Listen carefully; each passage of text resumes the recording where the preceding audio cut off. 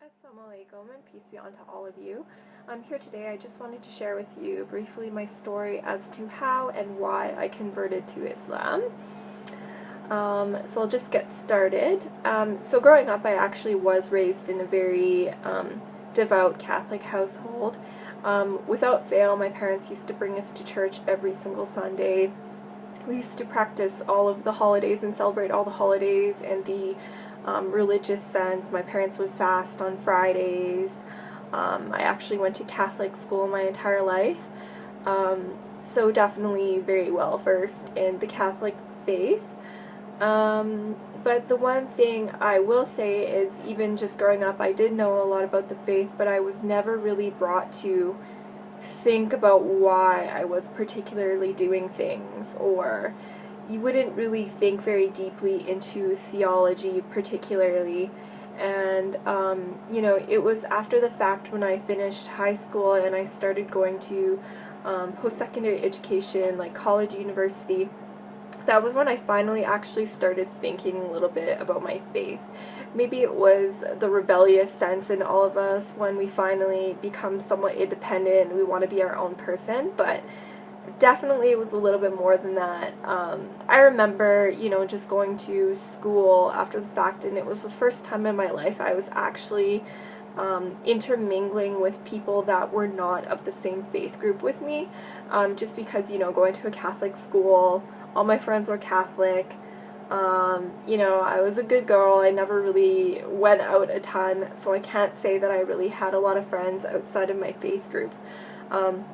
But when I actually went to college, university, I actually for the first time interacted and met, Muslims as an example, and it kind of made me think about my faith in a greater sense. Like, I remember, just going to church and thinking, for the first time in my life, like, we're not supposed to be worshiping idols, so why do we even have, like, statues inside the church that people are praying towards? Or if we're supposed to be praying to the one God, like, why are we praying to the Virgin Mary, or why are we praying to other people and saints when, God is the creator of all things and God is the Almighty?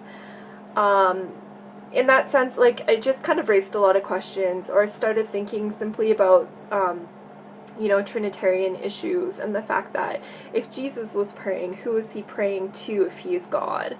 Or why would he be in need particularly? Like, a lot of these things, no matter who I would talk to, wouldn't really have a great resolution.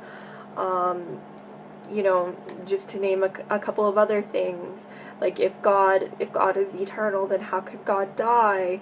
Like, I really just couldn't wrap my head around a lot of these issues, and the more research I did, the more I realized that a lot of these theological issues came after the fact, and the pure Christianity was actually Unitarian.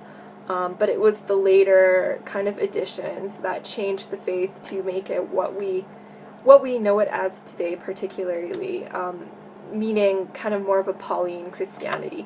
But I won't get into that. So generally, at that point, that was kind of when I was questioning a little bit more. But I really didn't have much of a solution. I just had questions. I started kind of looking into agnosticism, just because I figured, if Christianity is wrong and, all of these other religions are quote-unquote polytheistic, and I can't really accept that. They're either polytheistic or they're not particularly religions. They're more kind of like ways of thinking and whatnot. I don't really want to be involved with any of these, and I never really found a good monotheistic solution, but at the same time I wasn't really looking much into religion. But then it got to a point where I actually got in discussion about religion with some Muslims, actually, when I was at school. And I really didn't know much about their faith, to be quite honest. I had all of the stereotypical kind of ideas as to what Islam actually was.